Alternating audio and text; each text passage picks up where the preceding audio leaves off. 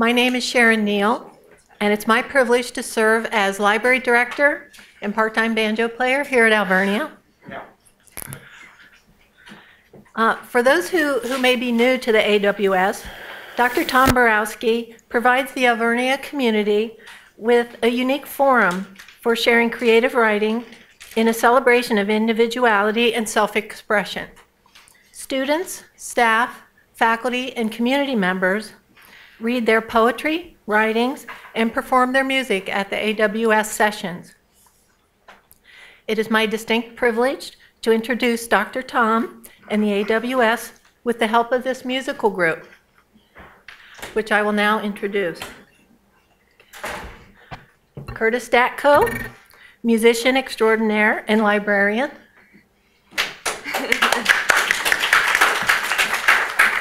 Miro Levash, technical wizard and guitarist. Marietta Dooley, music fan, librarian, and guitarist. And a special note of thanks to student Kyle Boskowski.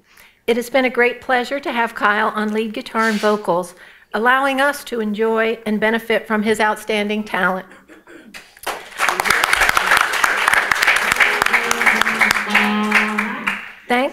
Thanks to the library's GA, Amy Gilmore, and to our own Sue Kane for the slideshow and technical assistance.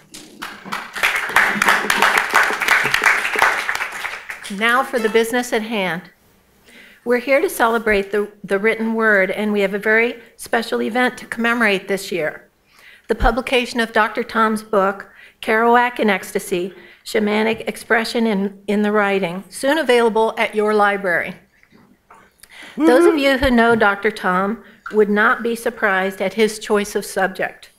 But in order to transform ourselves to the time and the spirit of the subject, I invite you to close your eyes. Close your eyes and drift back in time. Imagine yourself in the 1950s and the 1960s.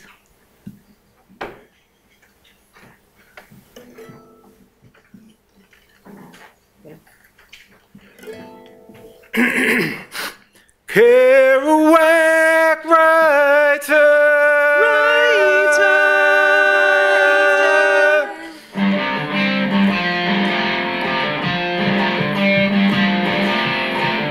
Dear McFarlane, will you publish my book? It took me years to write. Will you take a look? It's based on the life of a man named Jack, and I need tenure, so I want to be a Kerouac writer. Kerouac writer. Open your eyes now. I've been on the road trying to be a beat, and I snap my fingers when there's something neat. Keep my pockets full of Altoids mints, need a steady job, so I want to be a Kerouac writer. Kerouac writer. Kerouac writer.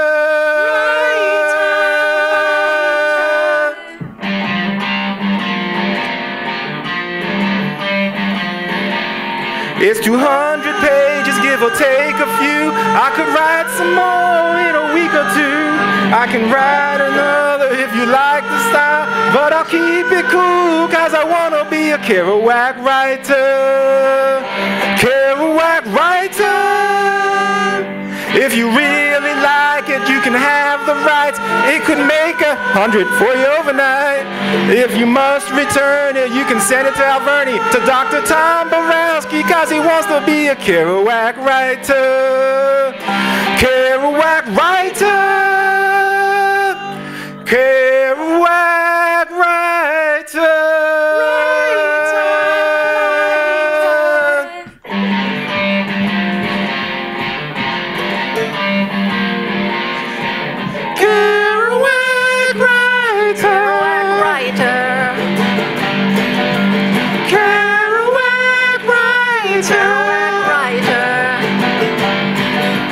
Kerouac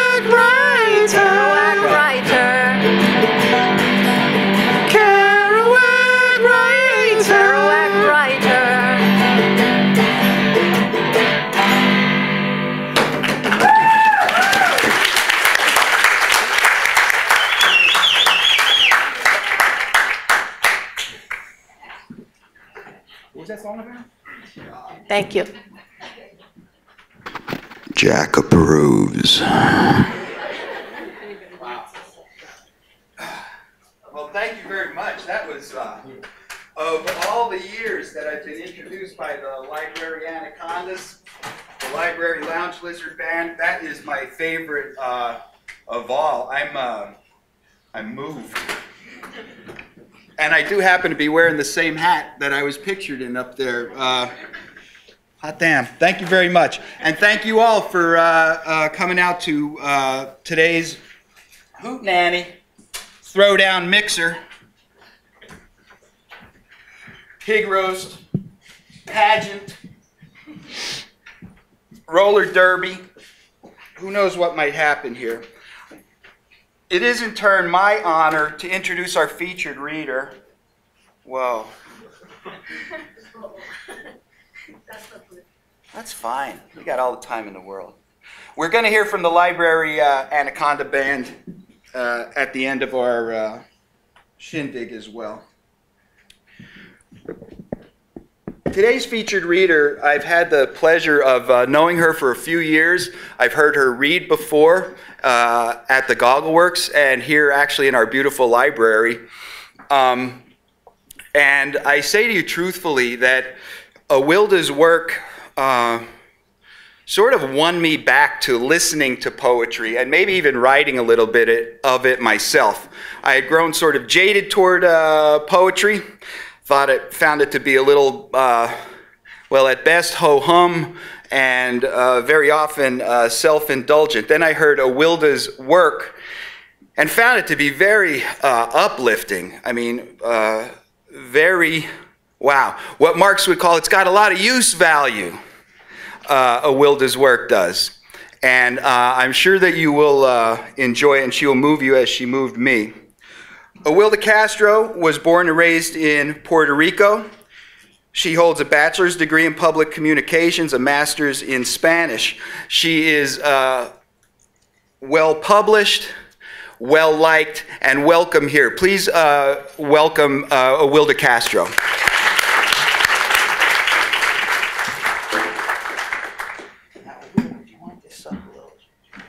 I will use this one. See how that works? Yeah. And I help you out if... Actually, this one I like more. Okay. Can I take this apart? Okay, thank you. You know, my friends know that I get very nervous and I start moving microphones and I go crazy. Thank you for each one of you for being here, and thank you to the person Thomas, that invited me. I started to write when I was 15, but you know, those poems, I burned them because they were too bad.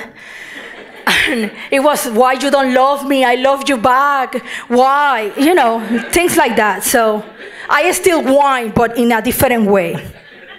So this is a poem that suits me, and right now I need a little bit of soothing because I'm very nervous. So the title is Your Name. When I say your name, I want to say memory. I want to say tenderness, a smooth blanket in a sleep time, tired eyes but always alert.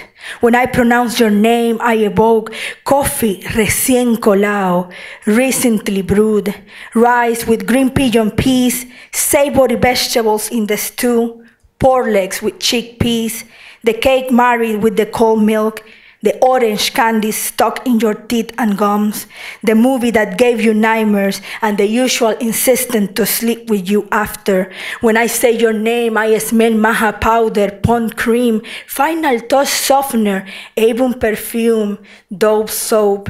I smell cilantro, cilantrillo, garlic, onion. I smell sofrito. When I say your name, I think in your black eyes, almost blind, of your white hair without dye, of your wrinkles, of your big ears, of your falling butt, and your long eyebrows, of your legs full of varicose veins, in the time you used to say they were fat and beautiful legs. And I think of your tailored dresses made with the fabrics of La Tienda Paco, of your black shoes polished with griffin, and I think about you, happy, with a clear mind again, with organized memories, with your whispers to calm my tears, with the saying, What matters is that I love you. And I think of you without insanity, curses, and bad words in the time when we had innocence.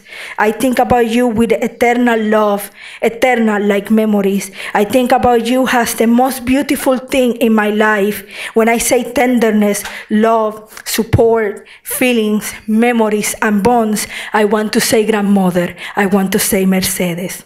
Thank you.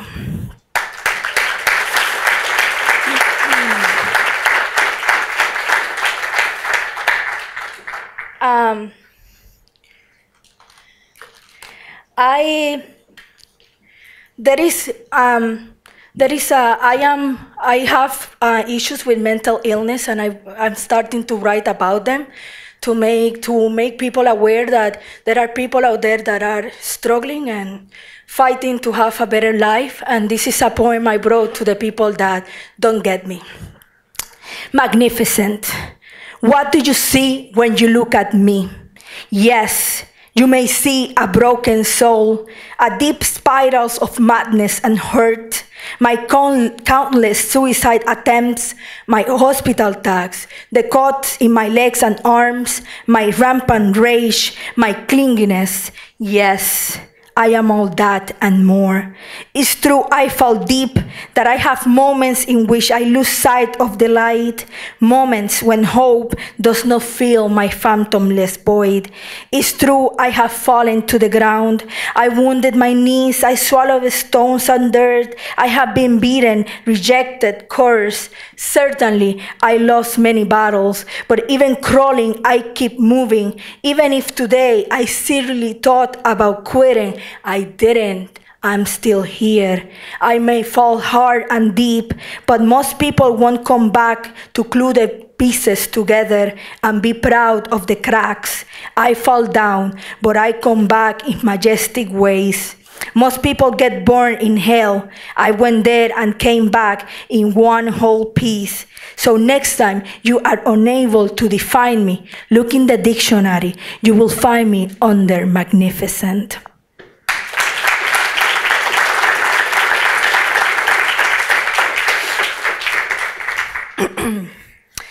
I was editor of a newspaper, and one day I was covering an activity, an event with the governor, and I sat near this white lady, and she looked at me and grabbed her purse, like, you dirty Mexican are going to steal my things. So this is the poem I wrote to her. Poem to the suburban white lady. This poem is for you, the lady that clutches her purse when I sit near you, that looks amazed when I say I have more college degrees than you, that I speak two languages and was brave enough to leave everything behind to follow my dreams. In each glimpse you give me, I can feel your scorn, because I am not white like the snow, because my English is accented. When you look at me over your shoulder, you lose sight of my dignity, of me and all my people who wake up before the sun rises to pick the fruit you eat in your nice house in the suburbs. When you look at me like a second-class American citizen because I am Puerto Rican, you forget the historic fact that your country invaded mine and my people died in your wars when you were dancing foxtrot in Myrtle Beach. When I look at you and smile, what I want you to realize is that no matter if I arrive in the Mayflower in an airplane or I swam through the Rio Grande or across the desert, how I got here does not matter. The issue is whether you like it or not, I'm here and I'm not leaving. Thank you.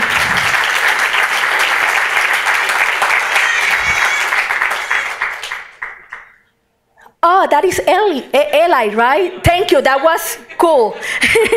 he felt my poetry, that's good. Sick of it. This is a poem about how to be beautiful. You have to be size 2. Yes, it's sad, Eli. It's sad. That you have to be a size 2 to be pretty and to be or handsome. So this is my answer to that. Sick of it. I am tired of publicity telling me what my body needs. If my Caribbean body full of curves never appears in their Photoshop ads, they crack my nerves with the obsession of feeling the cheeks I got from my grandma with Botox or silicone. They bomb me every single day with the demand of being a size D bra. If I want to be the object of desire, I must use a colorful G-string. I am tired of the question of when I'm going to marry and have kids, if the maternal feeling comes in Cracker Jack boxes. I prefer to have all this tastiness around my hips than being a gym slave. I am a complete woman that loves to cook, not because I have to, just because around pots and pans I learned the stories of my family. The women I admire do not have fake boobs, just big breasts to feed all their children. The woman I want to be does not need mascara or a special K silhouette.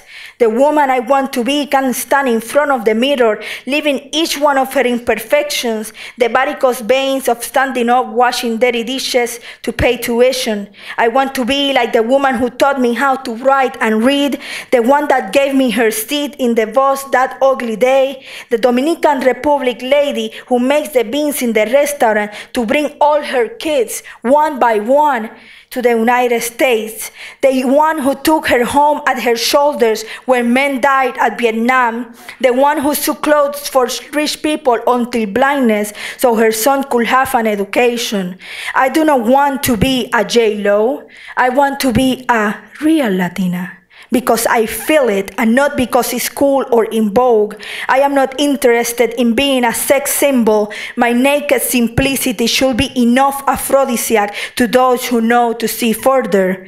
I am so tired of yelling that our girls look like clones that dress, think, and smile all the same, as being a Latina was a formula of showing your boobs, wearing lycra pants, excessive makeup, 3 inches heels, and moving your butt like a washing machine as you walk. I am tired of all that advertisement, all that publicity to make of myself a woman I don't want to be. Thank you.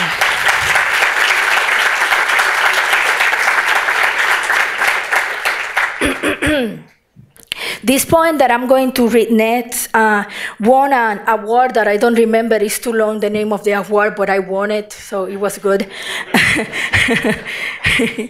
Nostalgia at Pennsylvania Dutch Country. To Virgilio Dávila, the epigraph. Mother, Borinquen is calling me. This country is not mine. Borinquen is pure flame, while here I die frozen. From his poem, Nostalgia, Virgilio Dávila, and my poem. I dream of a saving account, a house, a white picket fence, a dog, a garden, clean streets. I migrated to the cold jungles of William Penn, the trucks throwing salt in the streets, the squirrels hanging from cables, the pagoda covered with snow, the train cars scribbled with graffiti, the 6 cold months, the gloves that I always lose. Now I dream of the fonda that cooks Hispanic stews, the bodega with cilantro and recao, the radio station playing El Gran Combo after a reggaeton song, the $1 guavas, this nostalgia that never warms me completely. I dream of the rain showers flooding Puerto Nuevo while the snow accumulates in the gutters of my house, the papaya shakes at the farmer's market, the traffic jams in Buchanan, 25 murders on a long weekend, the Spanish cakes of La Ceiba, the bus driver turning up the volume to hear the dirty jokes on the morning radio show, the beggars at the streetlights, the loud music blasting out the speakers of a political campaign van, the blue colonial bricks under the sun, the coronas on the Boricua bar on 100 degrees nights, the drums in a San Sebastian party, and my body moving with the rhythm. Reading Benedetti in La Tertulia, my fist in the air dreaming of freedom, eating Vienna sausages during the hurricanes. My mother, Borinquen, is calling me loud and constant. I dream with my invented country, built with fondness, out of shortages and retouched memories fitted to my longing. Mother, Borinquen, is calling me, and in here I die frozen. The weather forecast temperatures below zero, but I can feel her warmth inside me, dissolving the wintry mix like salt thrown on the sidewalk. As long as I have memory, I may feel cold to my bones, but I will never, ever die frozen.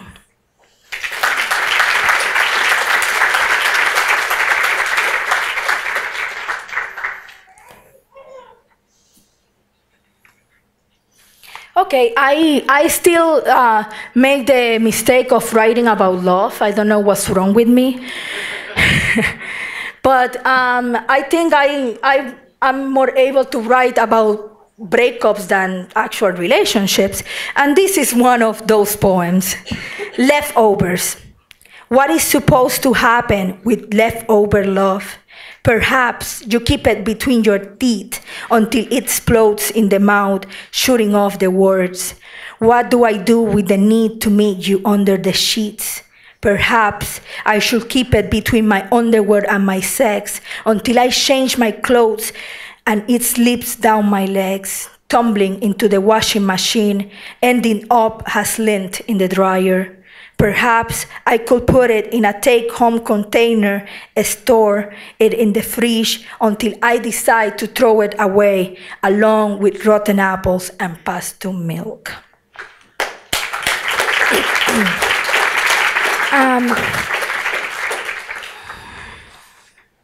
I'm looking for a poem and I cannot find it.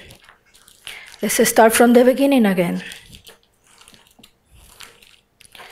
Yeah, you are getting bored. I'm sorry. It's not here, but it's all good. So I'm going to read a very, bailout. No, that's not what I want. I found it. Snapshots. Yesterday, I cut the grass. I grilled and burned some hot dogs. Read 20 pages of a book. Tried meditating, but fell asleep. The dog ate the hot dog buns. I watched a movie with my nephew, logged onto Facebook, waved goodbye to my neighbor on my way to the supermarket. I bought more hot dog buns. Today, I woke up at 6:43, brushed my teeth, fed the cat, made a grilled cheese sandwich and a banana shake. I did not like the shake. I drove to work, checked my email, and say to myself, my life is only that, a small snapshot of a routine. The funny thing about it is, there is nobody I want to share these things with but you. Thank you.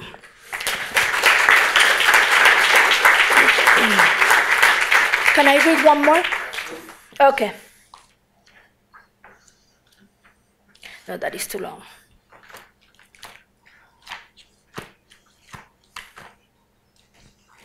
Okay.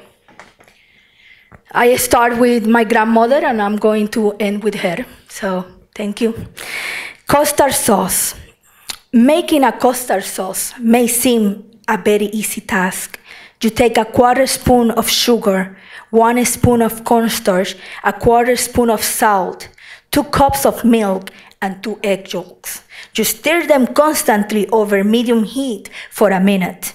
It seems simple, but it's not. I'm never able to avoid the lumps in what is supposed to be a creamy sauce.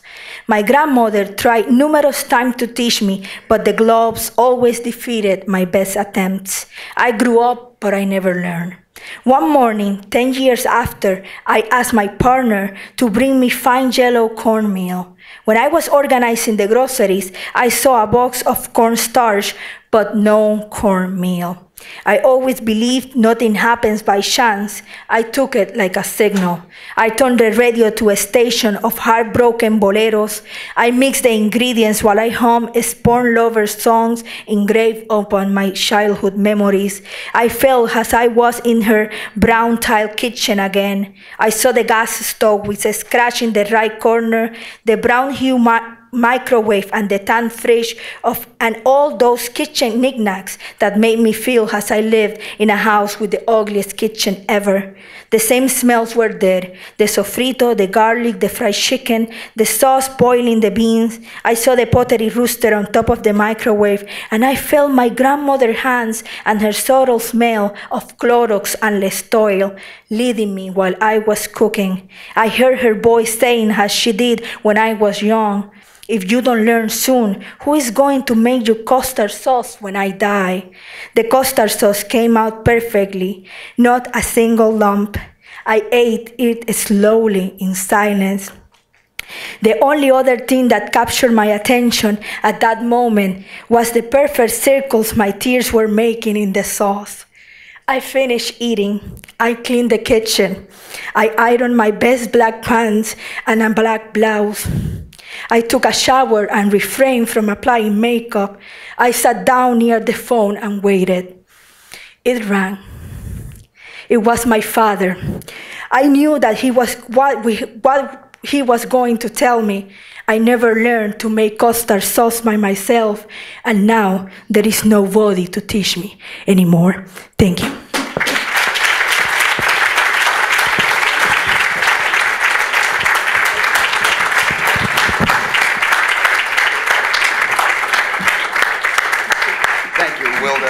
See what I told you?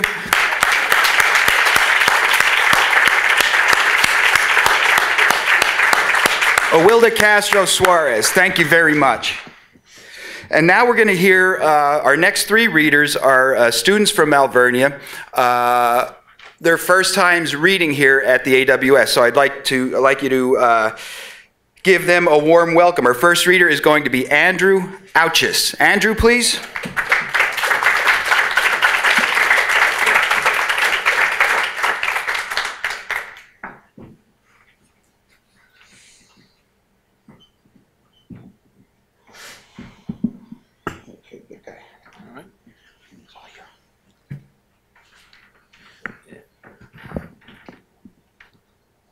How do you adjust this? What would you like it lowered? Yeah, a little bit, yeah. Got it. How's that? Okay, that's good. Okay. This is a story I wrote on a writing website. It was for one of my friends online, so hope you enjoy it. It's a living. Nolutian Karim Aran Jareel was a Mandalorian assassin sent to a Forsaken planet on a secret mission. A mission, if accomplished, would make her the envy of all assassins in the galaxy. She already made several assassins jealous of her skills of having numerous kills to her name, including 2 Jedi. This made her one of the most respected and most wanted killers in the galaxy, both by the Republic and by the Separatists. Her weapons of choice were a highly accurate Mandalorian rifle she named Yelkow, meaning silent death in her native tongue, and 2 modified West Star blasters named Typhoid and Calamity.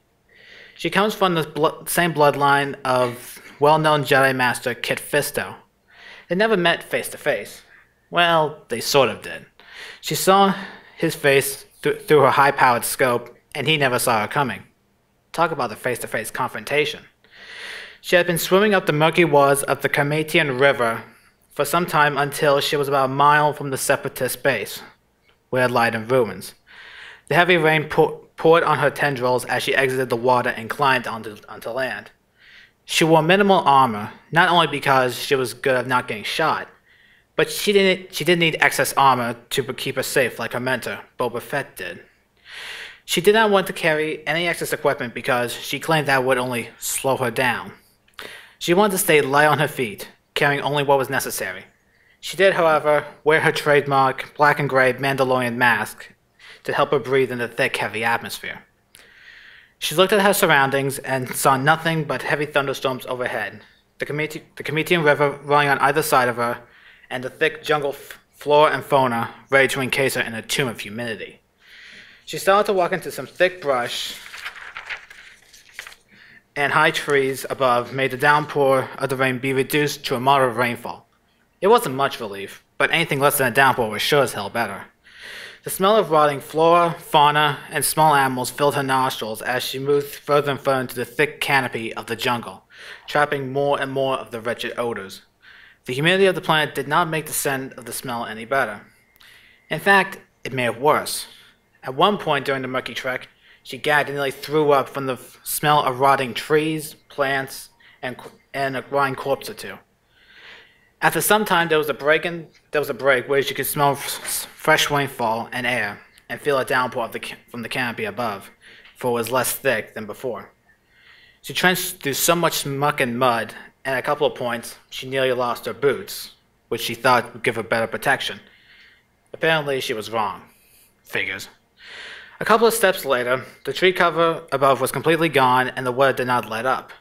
Thunder filled her ears, and lightning lit up the jungle ahead of her. Damn, how long does this jungle go? She thought as she continued her journey. It seemed like the jungle was an endless abyss. Suddenly, she heard a low growl coming from behind her. It didn't sound anything what she had heard from the galaxy. She drew her twin blasters and without hesitation, and quickly turned around to see what was behind her. She found nothing, or nothing she could see. She carefully took a few steps backwards and see if she could find the source of the noise. After finding nothing, figured whatever ran off, she thought, it seems I have company aware of my presence. She put away one of her blasters to keep and kept the other one for security as she continued through the jungle towards the base. Was this a creature from a secret project, or much worse? Reconnaissance target practice. After training through thick brush and muck and mud, inches deep at times, she finally came up a hill overlooking the distraught base. Beyond the base were rolling hills with more thick green jungle. She put away her blaster and drew Yelkow to get a better look at the base. She looked through her scope and did some reconnaissance. She noticed that the lights around it were still operational. Strange, she thought. After all this time, the lights still work. Interesting. After all the outside walls, including the sniper towers, and some of the buildings were covered with every kind of green plant this planet had to offer. The main building, possibly a hangar, was located in the center of the complex with very little shrubbery surrounding it. A flash of lightning lit the area and reflected it on the ground. The flash also revealed some things that caught Korea Amaran's eye. Creatures that seemed to be patrolling the compound by themselves. From her point of view, she could not make out specific features due to all the rain and the fog, but she managed to make out the fact that they were small creatures crawling on all four legs and looked like they were oozing green gas from their bodies. Were these the creatures from the secret separatist project? Or were they just some pests roaming around the base? In any event, target practice, she thought, as she put her finger on the trigger. Just before she could pull it, the creatures began to fall back into the main compound near the hangar door. Without hesitation, she held a rifle in one hand as she slid down the steep embankment of mud towards the base. Korea Amaran felt her tendrils move freely through the air as she slid down the muddy cliff at a steady speed. After she slid down the embankment, she immediately began to run towards the main building where the creatures were falling back to. As she passed the main gate, she noticed the heavy hangar doors of the center begin to close. With adrenaline pumping in her body, she ran as fast as she could and jumped through the narrow opening that was left before the doors behind her closed, and with a loud clunk and hydraulic locks within the doors, sealed Kira Amaran inside a potentially deadly tomb. Thank you.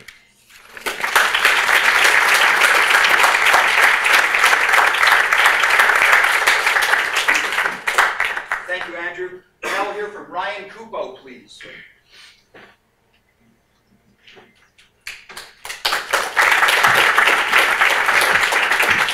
Sorry if I'm not very well prepared. I didn't really pick what I was going to read till less than an hour ago. So this first one's called Rhythm. I wrote it based on my experience. I used to commute to Philly every day for an internship, and it's kind of based on my experiences there. But for me personally, it speaks more to my inability to, I guess, I don't know, break through the norm of my everyday life and take a risk for something I want. So here we go. Rhythm. Quick, run. Up the stairs, to the podium, 7:05, never late, except when you're early. A bustle of people, crowding, rushing on, relief. No seat, not today. More people crowd. The stops fly by. Thorndale, Downingtown, Whitford. More and more crowded. Exton, Malvern, Paoli. My knees shake. Radnor, Villanova, Rosemont. People. Begin to empty. A seat, quick, grab it. Turn to the window. How gorgeous. Don't look. Did she see you? Look back. Gazes meet. No, look away. Towards the aisle. Haverford, Ardmore, Winwood. Stop. Should I say something? Maybe. Maybe not. Narberth, Marion. Next stop I will. Overbrook. Start to speak. She gets up. No, please stop. Quick, say something. She's gone. Center City. My stop. I leave. My heart sinks. Tomorrow. Then I forget.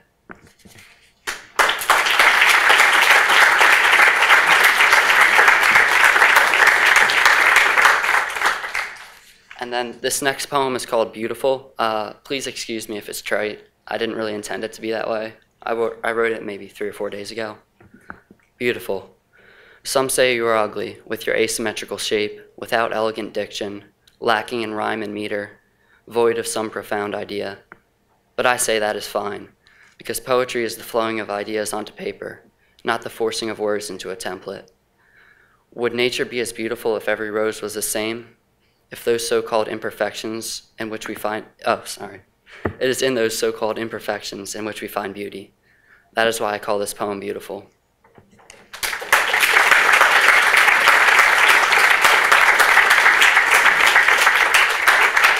Thank you, Ryan. Now we're going to hear from Andrew Calkin, please. Andrew?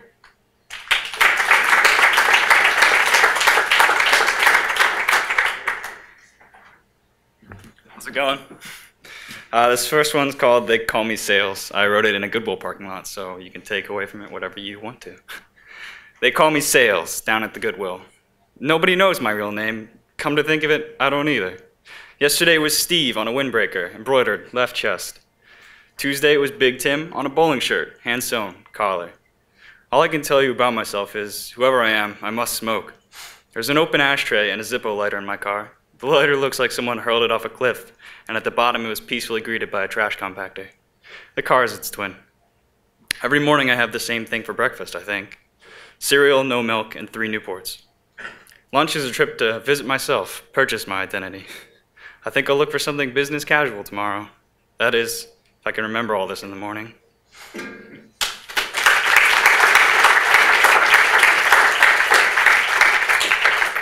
This next one I wrote while I was in Europe. One of my good friends was also in Paris at the same time I was, and it was kind of just me having the realization I could see her at any time, but I really didn't because it's a big city. Walking along the scene. I'm a problem, fixation. I walk and walk and walk and nothing. The trains leave as soon as they arrive. I am but through the station, making pilgrimage to the river. Not to stop, but to break the stale air of waiting with the bursts of oxygen, quickness and lifting of breath. But all has passed and has become once more pale and stagnant. I wish you in Paris, Venice, in Saigon, and Tokyo, to sit along the water's edge, the lip of society, and to drink of experience, to become intoxicated by tomorrow and hung over from yesterday. To walk and walk and walk in the smoke and haze and heat and humidity is bile, grotesque and acidic. I could pass by within minutes or miles or feet or years of your space and not know the difference. But I am hidden, out of sight and out of audacious consciousness. I am. Thank you.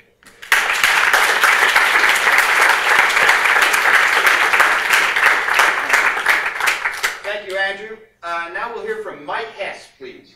Mike here? Okay,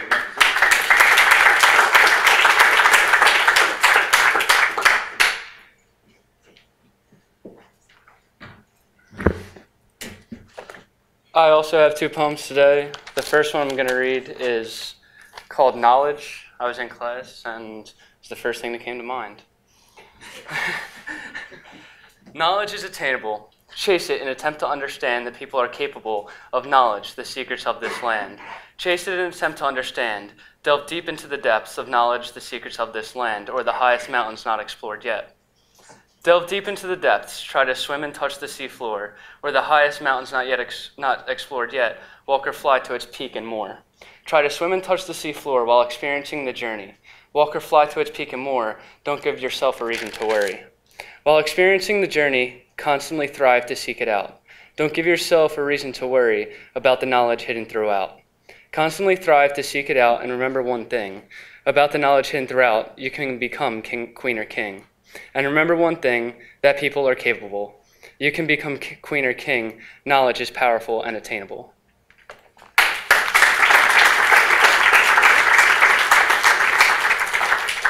And this one, yesterday was mine and my girlfriend's first year that we were together. So she asked me why I loved her, and I told her I would write a poem for her. She can't be here today because she's not feeling good, but I told her I'd read it anyway. The ways I love her. It's been a year since we began walking together this eternal path of life. Now I don't know how I ever can make it without her through any strife. I love you for all the things you do, because I don't know where I'd be without you. But there's one thing I know for sure, my laundry would pile up by the door. Now that I've said this, she'll think I missed all the small things she does. But I'll assure all of you of this, it's one of the many reasons for my love.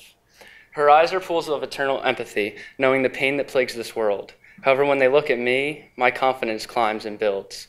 Because beyond all else I know I'm safe, her eyes, the only place that I will ever be able to know true security.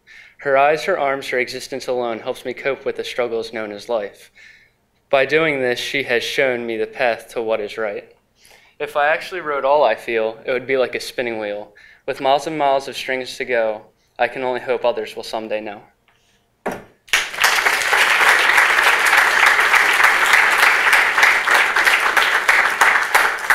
right, thank you, Mike. And now we'll hear from Carly Glassmeyer, please.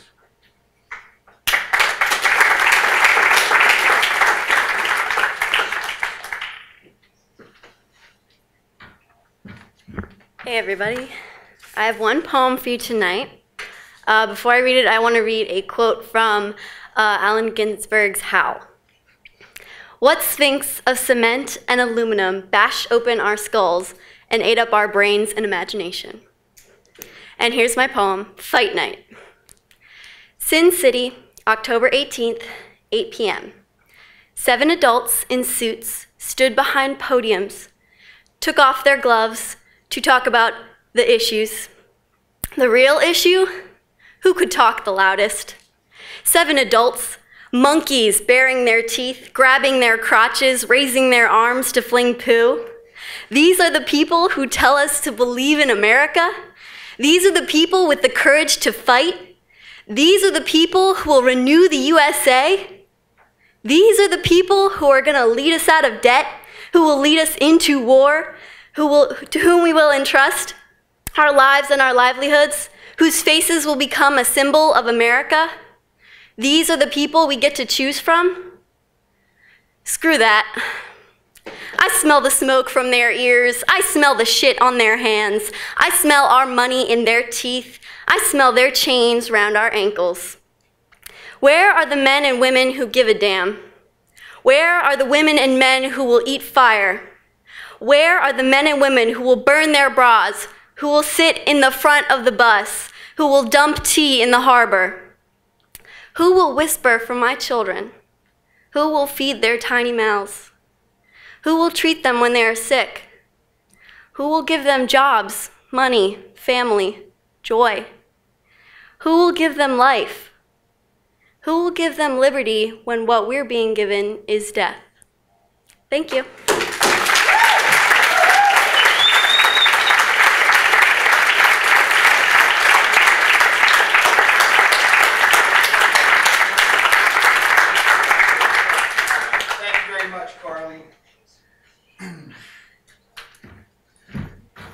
Maybe I'll read a little something for you that I guess I intend as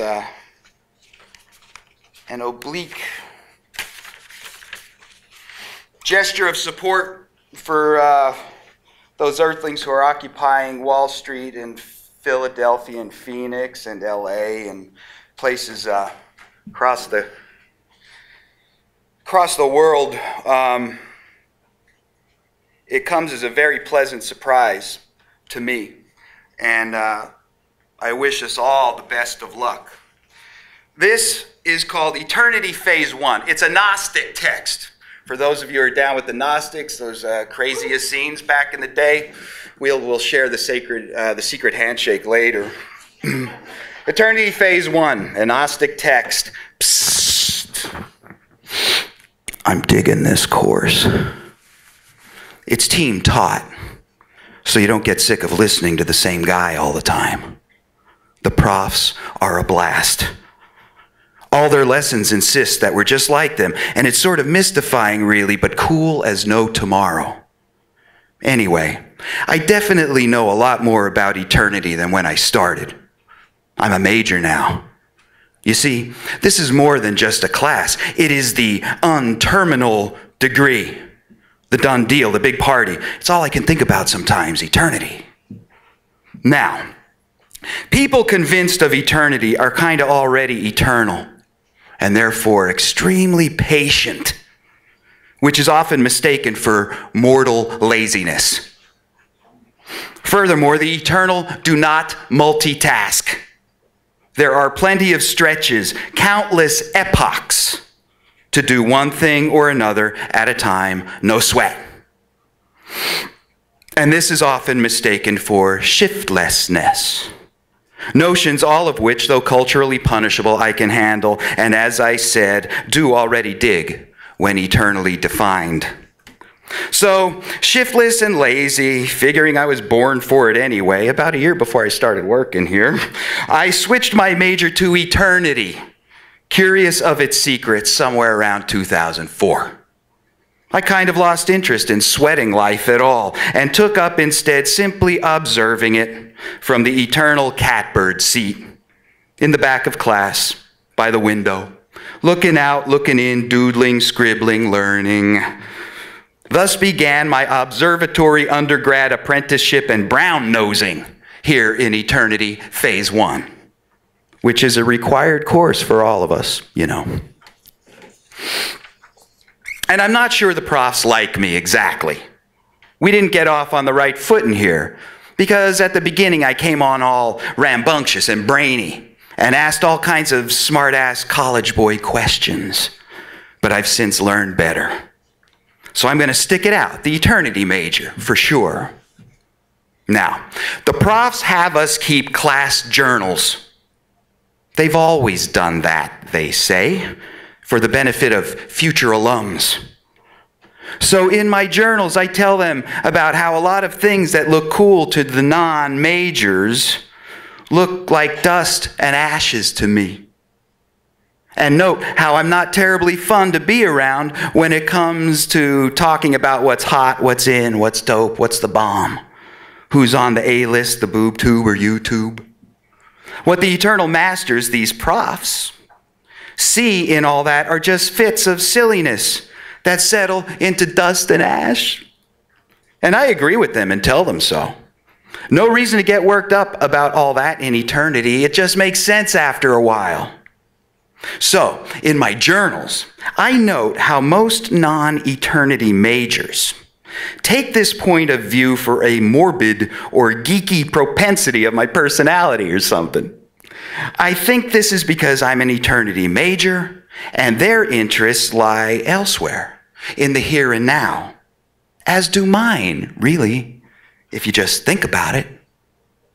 But whenever I mention eternity, all they think is funeral, you know? I'm just an Eternity Phase 1 nerd to them.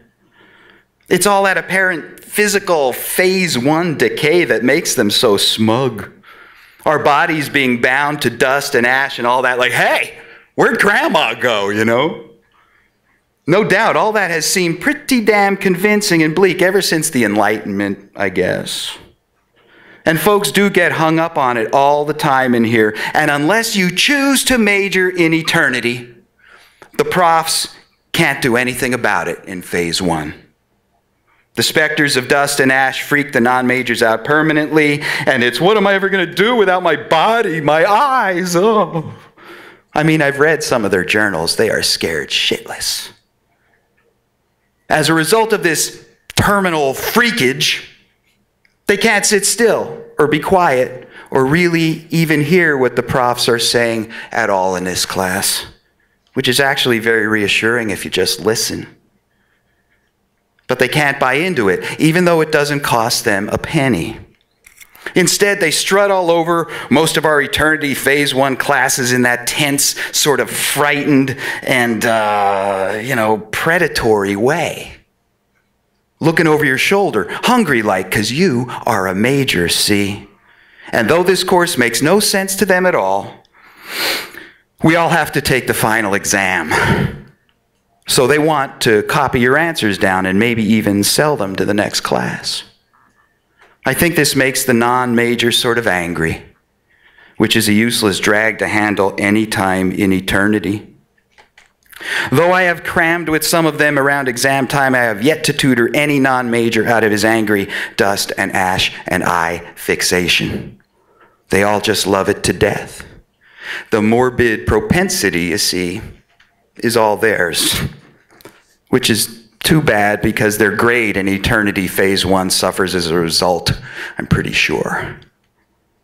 Because in eternity phase 2, having read ahead, I can tell you that one learns beyond question that this anger, ash, dust, and eye shot, all this ego business is mere mortal seat work in eternity phase 1. And the profs never check it anyway. So I put in the effort. The profs know what's what in eternity. So why try to get in with all that stuff they don't care about? That doesn't count anyway. All that unlasting stuff. Why suck up to all that transience? That's what the business major is for. Eternity phase 1 is really sort of easy. If you just trust the profs, I guess, and stick to the syllabus. If you're going to take this class seriously, whether you're a major or not, if you want to matriculate to eternity phase 2, show some intelligent contempt for all this interim uneternal business. It bores the profs because it's completely off topic. More to the point, not to be bound by time, taste, or approval. This is the primary skill set to be learned in eternity phase 1. It's all in the chapters on Mozart, Rembrandt, Melville, Marx, Miles Davis, and others. Here's another thing that you can learn solid in here if you keep up with the reading. The eternal masters do not wage or participate in any of the million ways of war, because they know better than the ash, the dust, the eye, the ego. You keep tasting that, and soon it's all you can eat, all you know, and all you ever love. The masters savvy the uneternality of the million ways of war. It's all in the chapters on Jesus, Gandhi, Whitman, others. Only the uneternal wage war, because they are convinced that there are many things to be gained or lost in the here and now, which is the mega illusion this class can expose. Though it's one hell of a sexy illusion. In fact, it was one of my first smart-ass complaints to these profs. This illusion of gain and loss in eternity phase 1. So seductive, but it's required? One day I snapped in Righteous Manifesto in the middle of class, this voluptuous entrapment, this eternity phase 1. Why is it a requirement in the core curriculum? Why do we have to take it? At this, the profs informed me that I, 1, lack imagination, and 2, do not set the academic standards around here. They high-fived lightning bolts, and I stood seriously corrected. Look, here's the skinny, what looks like to me. In this class, there's only one thing to learn or miss. You either cop to eternity and relax, or you pretend that it ain't going on at all and start freaking out around exam time. And you can't even register in Eternity Phase 2 if you don't master the content of this entry-level course, which, when you boil it down, is simple enough. And anyway, Eternity Phase 2, whoa, that's just way above the non-majors zone of proximal development. It's nothing personal, I'm sure. But that's just what you call the academic integrity of the university. And even though the profs, the eternal masters for sure, want to keep students in the seats since their jobs depend on it, they simply shrug at this lack of retention, unmoved by bad statistics, which I think is the coolest thing of all. Of course, I must note that you can fail Eternity Phase 1 and reapply endlessly to a Buddhist school for the same degree. Many have, it's in the catalog, no problem.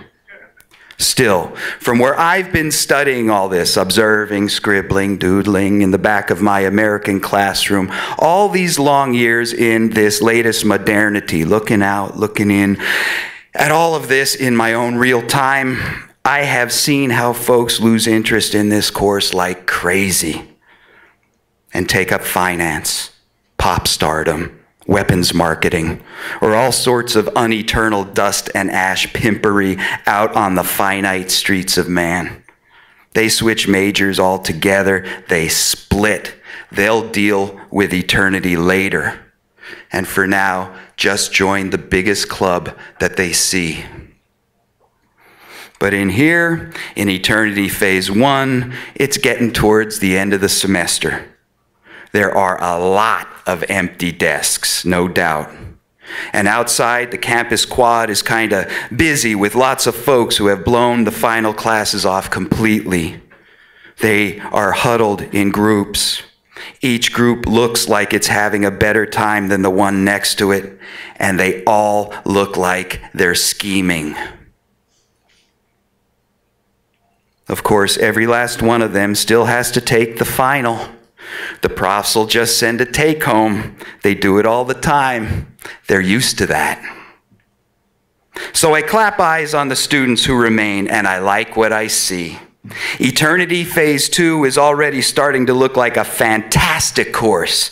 In fact, everybody in here is looking around like we're already there with these wild profs who are going to show us more and more or less forever. All these weird eternity majors emerging, waving at each other over the empty desks, high-fiving junior lightning bolts in the coolest class there ever will be.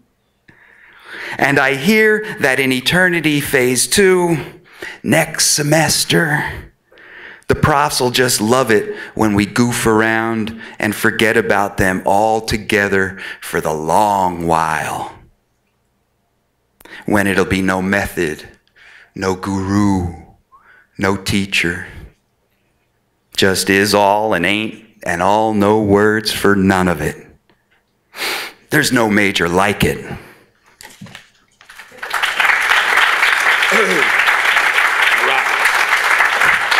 Okay, thank you very much. And to close out our program, I'd like to welcome back the Library Lounge Lizard Band, the Library Anacondas.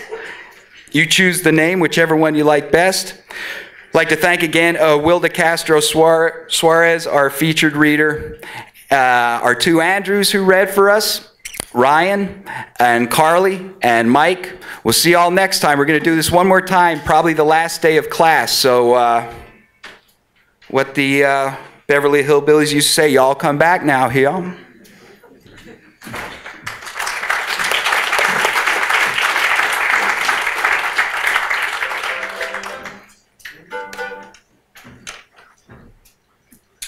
Really, Dr. Tom, what's in a name? I got a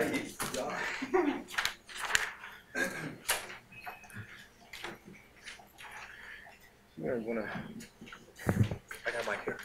Oh, you got a mic there. You the man. You're missing the second half there. Well, that's fine. Well, I guess this is the end of the line.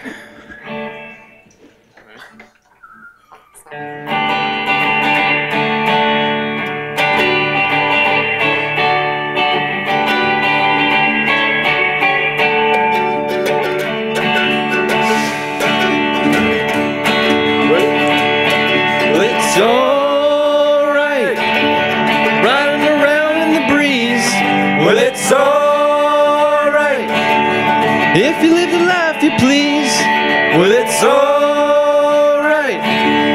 Doing the best you can, well, it's alright.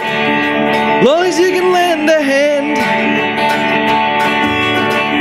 You can sit around, wait for the phone to ring At the end of the line, waiting for someone to tell you everything. at the end of the line, Sit around and wonder what tomorrow will bring. at the end of the line, Maybe a diamond ring. Well, it's alright. Even if they say you're wrong, well, it's alright. Sometimes you gotta be strong. Well, it's alright. Long as you got somewhere to lay. Well, it's alright. Every day is just one day.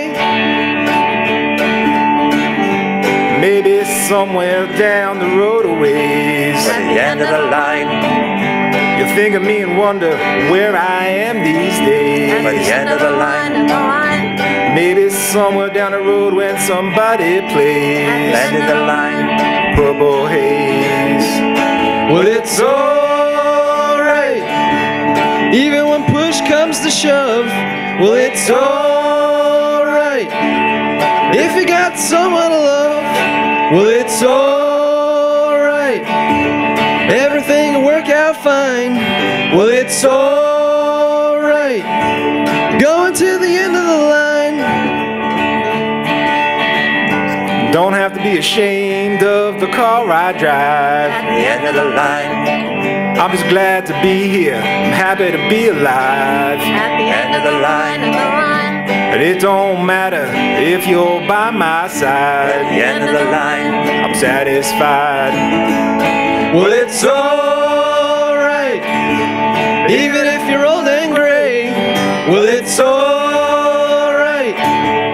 Still got something to say, well, it's alright. Remember to live and let live, well, it's alright. Best you can do is forgive, well, it's alright. Riding around in the breeze, well, it's alright.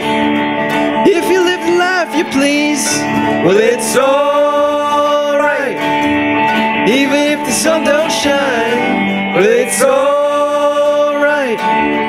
Going to the end of the line.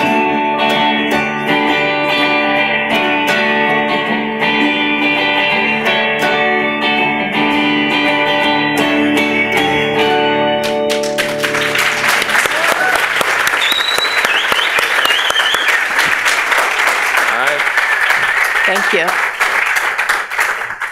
Thanks, everybody. That sounded great. Hey, anybody who's here for Borowski's class, make sure you sign the list before you go.